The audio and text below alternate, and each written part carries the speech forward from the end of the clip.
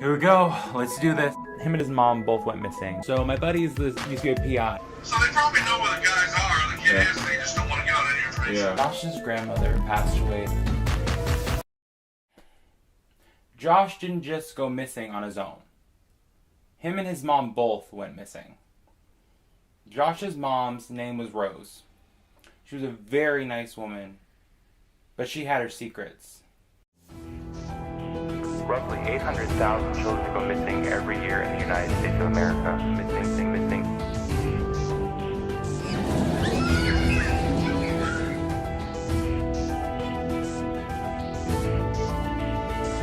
That is about 2,000 per day. 2,000 missing. My friend went missing, but I'm gonna find him.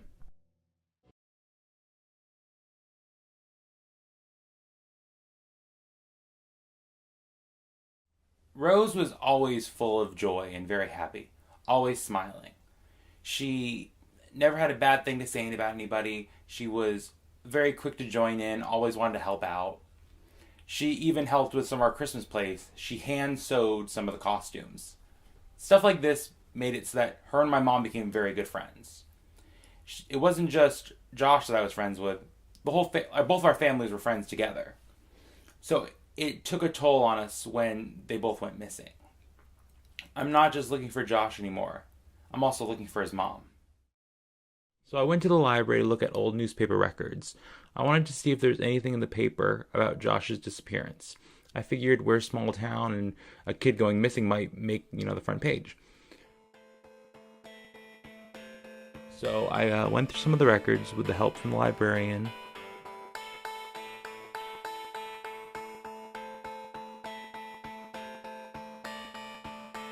They had records all the way back to the 70s.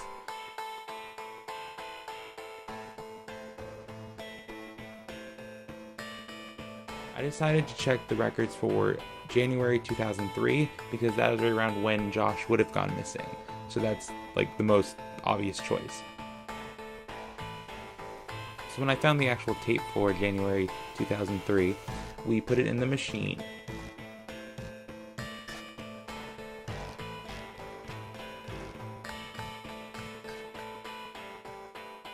Once the machine was on, we were able to start looking through the records.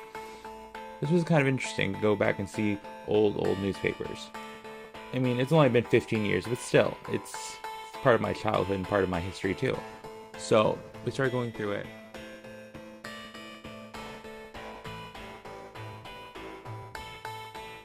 And there was a huge amount of stuff to go through. I mean, it was only 1 month, but still there was a lot of different pages and a lot of different records we had to look through. There were so many pages, we just had to scroll through them one page at a time. This was a bit tedious and took up a bit of time, but it was worth it if I could find anything. So while I was searching, me and the librarian got to talking about missing kids and whatnot. She asked if she might have known who Josh was. Sadly, she had never heard of him, and this got me thinking, had anyone in that time period actually known there was a kid missing? And as far as the papers could tell me, there was absolutely no proof that Josh went missing. There was absolutely no news articles, nothing. It was almost like the news didn't even know about it. I want to know, did anyone know that he went missing? Sadly, after looking through all the records, I couldn't find anything about Josh's disappearance. So, it's kind of strange. As a kid, adults, always would tell me stuff that they wouldn't tell other kids. I don't know, it's weird. I always had like this power over adults where they would just tell me things. Like there's this one time I was at Josh's house and we were playing like Power Rangers or something. And Josh's mom was sitting there at the kitchen table and I walked in, Josh was in the other room, and she was writing letters to some guy.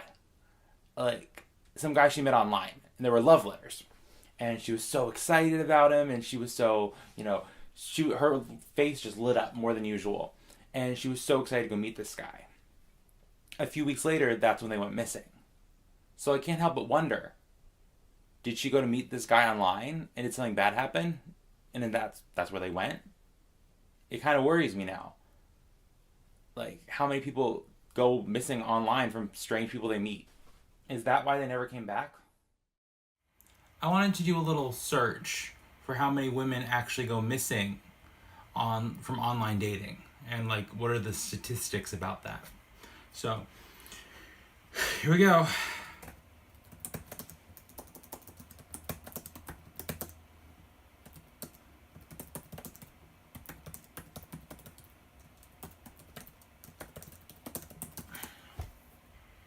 There are over 2,500 online dating services in the US alone. 40% of Americans use online dating. More men use online dating than women do. 52.4% of men, 47.6% of women are online dating. Age can impact who you find, of course. 53% of people lie on their online dating profiles. Scams have been around as long as the internet. Of course, there are pitfalls and tripwires in every sphere of life, but this may be particularly true in the context of online dating. There are literally hundreds, if not thousands, online scams. Could she have been scammed? Could whoever she went to meet be someone who was trying to scam her? Is that why they never came back? I can't actually find any statistics about how many women go missing from online dating. I feel like that's an obvious thing that should come up, but it's not. I'm going to try searching how many women are dating men in prison. There's no numbers here either about how many women actually do this. Is this like a common thing? Or like lots of women meeting people through the internet and sending them letters in prison? Could that be what happened with Rosie? Was she trying to meet somebody in prison? Was she talking to some guy online who was trying to scam her? Honestly, there's so many outcomes to this of meeting people online. Seems kind of scary. I really hope that Josh and his mom are off somewhere living with some great guy who, gave her the world and made everything better and everything's just amazing. But I have this gut feeling that it's something way worse. I don't know. Stuff like this doesn't always go right. So that's why I kind of wanted to talk to a law enforcement person about this kind of stuff. So I have this friend who used to be a cop. I wanted to do a little interview with her to find out what exactly she knew about missing women, missing children, how the procedure worked, all that kind of stuff. She didn't actually want to be filmed for this, so we did a interview over some messages, just because she didn't really feel comfortable being on camera with all the stuff we were talking about. So anyway, here's what she had to say. So I first asked her, how often did she have a missing persons case? Essentially, she wasn't actually in missing persons, so she didn't have all that many cases. So we have to remember that with these questions. How often were her cases missing women and children? Her response: women and kids do go missing more often than males. Usually foul play is involved, more than kidnapping in this area. I then asked her, in these kind of cases, how often are they found? She responded, they are technically found, but they are usually deceased. It's rare to find a missing person alive. My next question was, do women tend to just run away sometimes? She responded, usually women don't just run away. They stay and put up with the situation because they are either too afraid or brainwashed to leave. They think they have no choice but to stay. My next question, how long before the police consider someone to be missing? She responded, police don't consider people missing until they have been gone for 24 hours. Then I asked her, how long before someone is presumed dead? She responded, it depends on the circumstances. There are some cases in which training and experience gives the intuition that the person is dead, but legally they aren't presumed dead for 7 years. This final question is a little gruesome, so prepare yourself. Some of the details are bloody and kind of dark. And actually very dark. So I asked her, what is the worst thing that you've ever seen happen to a woman while on the job? Here's how she responded. I remember the worst thing I ever saw done to a woman. It still bothers me. It was on the news too. This lady is in her 40s had moved from her home state to where we live to get away from her boyfriend. He was one of those, if I can't have you, no one will types. She had moved in with her daughter into one of the apartment buildings. The boyfriend tracked her down and waited in the parking lot until the daughter left for work. He kicked in the door and stabbed the woman multiple times. When we went into the apartment building, it was like a scene from a horror movie. There was blood spattered fucking everywhere. It started from the front door, all over the walls, floors, and ceilings. It led down to the bedroom where the carpet was soaked. She went on to pretty much tell me that they did sooner or later find the guy, and it took 6 of their cops to take him down. That kind of scares me a little, because if something like that can happen here in my safe small town, anything could happen. It really makes me worry about what happened to Josh and his mom. My mom and I were friends with Josh and his mom. We did a lot of stuff together. We were great friends with them. And nobody seems to remember Rose or Josh, except for me and my mom. So I really wanted to sit down and talk with her and see if we could piece anything together about what happened to them. So I sat down with my mom and talked to her. You were friends with Josh's mom, Rosie. Mm-hmm. Okay. What exactly do you remember her? Like, what's the first thing that comes to mind when you think of Rosie? First thing I actually think of one of those fun-sized individuals. She was about the same height as me, same kind of build as me, and I think the two of us together just kind of tag teamed up like that because we were both the same, and we both had one son, and we were dealing with that. But she was always very bright and joyful, always kind of like laughing and eager to try fun things and do activities and do stuff like that. Okay. And do you remember when you actually, the first time you actually met her? Do you remember how that went? I remember I was children's pastor at the church, and can't remember if it was Dorothy brought Joshua back to the back children's area first. I don't think Rosie did. I think it was Dorothy. And I met Joshua, and he was a doll, absolute doll. And then I think it was afterwards they introduced me to Rosie afterwards. And her and I just clicked. We just really, really clicked and just laughing. And she liked to, do fun things and cook and bake and stuff too. Okay. And so you were the children's pastor, yeah, and you were in charge of the Sunday school and all that stuff. Mm-hmm. And if I remember correctly, we did some plays and everything, me and Josh, and for church. Mm-hmm. And Rosie helped you with the costume. Costuming, right? Yeah, absolutely. Yeah, she did a lot of the costuming, all the seams and all the gowns, and she did all that. Yeah, she was very good. Mm-hmm. She was very, very good at it. And like I said, she was an integral part. She just jumped in and she helped out, and all of a sudden she was just so friendly. It was almost an immediately quick friendship. Okay. Okay, so you said she was similar to you in stature. She was fun-sized. How else would you describe what she looked like? If we were trying to find her, what would you say she looked like? Let's see. I want to say she had a round face, big, kind of she liked to do her eyes up big, and she liked to do her makeup up full, and her hair was kind of curly, blondish, kind of.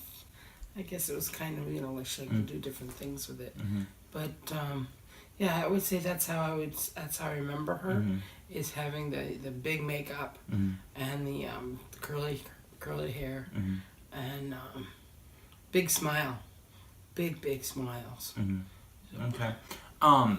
So when they actually went missing, you were with me when we found out. What was your initial thought when you found out that they just disappeared that night? Or what was your initial thought? Well, I wondered if something was wrong. I mean, I can't remember totally. Josh was a little bit, step back the times before that they actually disappeared. He wasn't quite as exuberant and his go. He was kind of reserved, and just the fact that when something like that happens, when you finally just kind of like just go and they disappear and nobody knows where they go. I know Dorothy was upset, very, very upset, and I guess in my mind I had said there's something is going on. There's something seriously going on that here I thought she was being part of the community, part of us, part of friendship, but you also knew somewhere in the back that something wasn't quite right. And so I guess I kind of just stood back a little bit to listen to what everybody else was saying, because I didn't know the whole story of their background. But something wasn't quite right. That they needed to just go and just leave wherever they were, everything behind. Okay. Like, I personally remember that Rosie was talking with some guys, like she was writing love letters and stuff.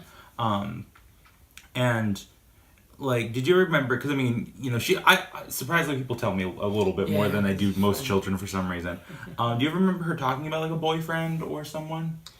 I want to say I noticed there was some guy that she was writing that she was really excited about. I don't know if he was from prison or if he was an online dating, but it was somebody she didn't really know that well, but they had been writing back and forth, and she was all excited about it. And so, but I don't know that was a positive thing, but she was excited. That might have caused problems, but she was all excited about it, and the fact that there was somebody else that was excited for her. And excited in her. And okay, but it wasn't really like Dorothy wasn't particularly excited about her writing some guy. No, she was not happy about it at all. So there was some dysfunction there. Yeah, there was definitely some dysfunction. So, like, at least from what I remember, that it was more one of those things where it wasn't like towards the end it was surprising that they went missing, but it wasn't too far-fetched. It wasn't like shocking because it was like they were starting to get a little more. There's some agitation there, and there was definitely some abrasion there of, no, don't do this, you don't know enough, but I want to do this, and I'm a grown woman, and there's all that. You got a grandmother who is just devoted to her grandchild and doesn't want to have anything happen to him, but then you also have the mother and the child, and the mother's trying to take care of her and her child. So yeah, there's definitely some rough roads in there, and that's to be understood. Yeah. No, I mean, especially because it was, Rosie was Dorothy's daughter-in-law. It wasn't her daughter. It was somebody that was, it was her son's girlfriend, wife, whatever. Yeah. And so I guess it does make sense if she was looking into somebody else that it might cause a little family dysfunction. Yeah. Okay, so you knew them both pretty well. What do you think happened? Honestly, I think Rosie decided to take matters into her own hands. It was her and her son from the beginning, and she took Josh, and she took him, and they went to figure out about this guy that she'd been writing with. Like I said, I don't know if it was a guy from prison or a guy online dating. Back then it wasn't as big as it is now. But I think she went to pursue it. And she had to do what she needed to do for herself. And that's what she left. Okay. And I think it's a quandary that we don't know where they went, because she just decided, I'm not telling anybody where we're going. It's none of their business. I'm going to do what I need to do. I think that's what happened, and it's sad that you got to lose that friendship and that, being able to keep in touch with them or whatever. So, since you and Rosie were friends, if you got a chance to, If you could say like one last thing to her, what would you want to say? Oh man. I guess I'd say I understand when you got your son and you're taking care of him. You gotta do what you gotta do. I wish she'd been able to, at least keep us in contact. So, just in case of emergencies, it would have been nice to have been able to say, hey, I'm doing fine. Just one last word of saying, hey, I'm sorry, I gotta go, so that we don't have that lost feeling. That would have been nice. I don't know why Rose had to leave. There had to be some good reason. But I just hope that whatever happened, if she met some guy in line, whatever, I hope it all worked out for them. I hope that they're somewhere fine and healthy and safe and happy. If Josh or Rose are watching this, by some strange chance they see this, please just reach out. I'm worried. We worry about you. We just want to know you're okay. And if someone did hurt them in any way, and they happen to see this, just know, no matter what, someone is looking for them, and someone cares. And I'm not going to give up. I will find them.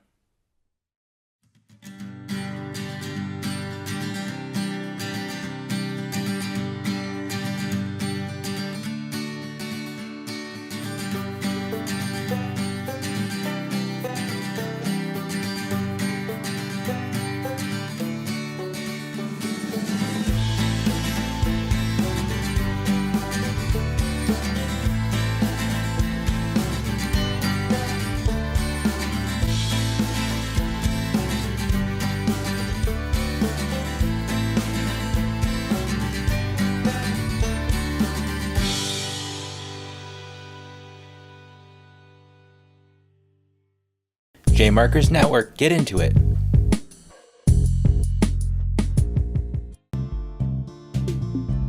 It's Turkey Day, bitches. Jay, it's Thanksgiving. I can't just drive over there and fix this. I'm having dinner at the Four Seasons with my grandma in like an hour. If you're loud enough, no one cares about what you're saying. You are ruining Thanksgiving. Yes! I rent this place for the holidays. It makes spending time with you people bearable. Happy holidays, everyone.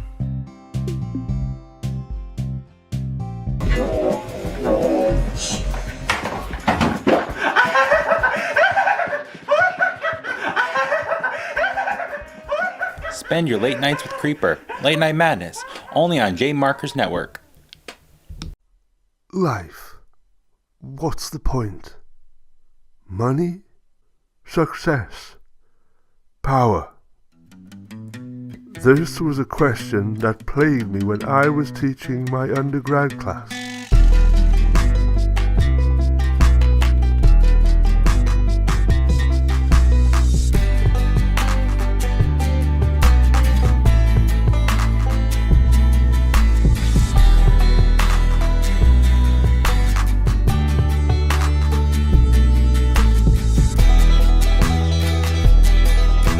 Life. What's the point? Life, what's the point? The feature-length film, only available on J Markers Network. Queer, stop staring at me. That was a bit racist, you tasteless shrew. It makes me horny, and it makes me feel alive. For once! I'm non-binary. I don't conform to being male or female. Oh, cool. Bounce a quarter off of that ass. Damn. Hey, don't do that. When you get tired of playing with Blondie, here's my number. I got mugged. I do drag. Just being drop dead sexy. This is Jay. Jay's non-binary. I'm non-binary. This is Ace. He used to bully Jay. Hey, don't do that. Madison and Ace used to go out. We're not getting back together. Madison is Jay's cousin. 10 years later, will Jay be able to stand up to his childhood bully? It's time to grow up. Click, the animated series, only on J Markers Network. You're watching J Markers Network. Get into it. Americans lose $70 million worth of change every year, and it's up to the Coinstar to find it. That is the whole plan of the game. You gotta always be looking for those coins. You cannot stop looking just because you didn't find none. They're out there. There's so much change that's unaccounted for every single year. When we're out here Coinstar on the street, we gotta look in every crevice, look for all the possible places. I like to find places where people are probably hanging out, maybe in the shade. JR is on the hunt for good coin. I was super excited when I got outside the electronics store and I saw a penny sitting there on the street.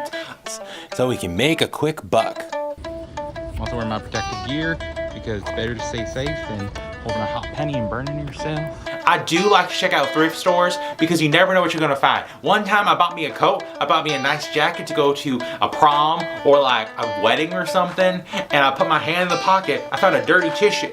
But then I put my hand in the other pocket and I found some coins. So yeah, I had a dirty tissue in one pocket, coins in the other. I saved the coins. I threw out the tissue. That was gross. With his helpful hints, he might just make that big jackpot. It's me, I'm the Coinstar. Let's get it. Coinstars, only on J Marker's network. If you or your family has been to the Black Lagoon, you might be able to get representation and get a big payday. Contact Crabapple and Crabapple Law Firm. We get you paid for being harassed by monsters. Too long have creatures come from that Black Lagoon and too long have monsters come from that dark lagoon, dragging you to the watery depths. No more.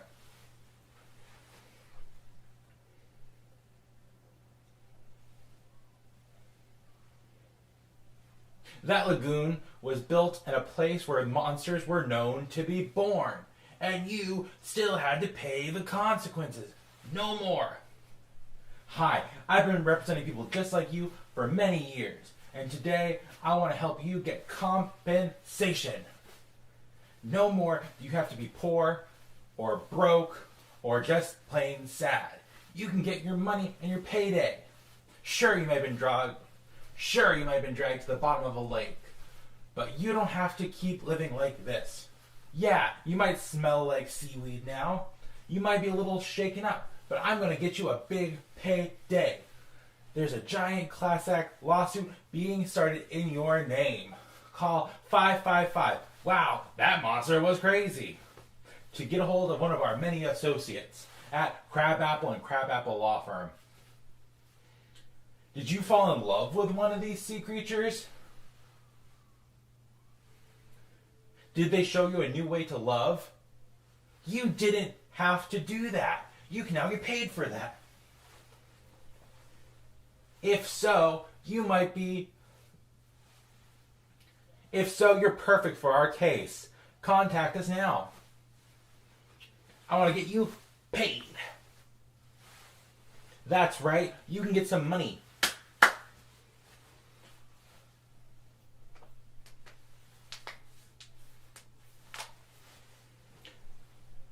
Negligence. Compensation. Big, big money. Sea creatures. Also, if you're a sea creature who needs to seek representation, we also represent sea creatures. Call now. I've been an attorney for many years, working just for people like you. Not for the big, big payday that I'm going to get, but to help you get compensation for your pain and trouble of going to that dark, dark loch. I'm Gregory Crabapple. Thanks. I'm Gregory Crabapple, and I can't wait to get you some money. I'm Gregory Crabapple, and I can't wait to get you some money. I'm Gregory Crabapple of Crabapple and Crabapple Law Firm, and I want to get you paid. Praetor Academy is home to wayward witches, changelings, vampires, hunters, magi, and fairies, with nowhere else to go. Cloaked in a sheath of mystical powers, the school rests on the cliffs of an ancient land, with only the council to guard and maintain its whereabouts. until a solitary man enters their lives to change their world. No one is safe when the doors of Praetor Academy open for the semester. Find Praetor Academy Year 1 on Kindle and Amazon. You're watching J Marcus Network. Get into it.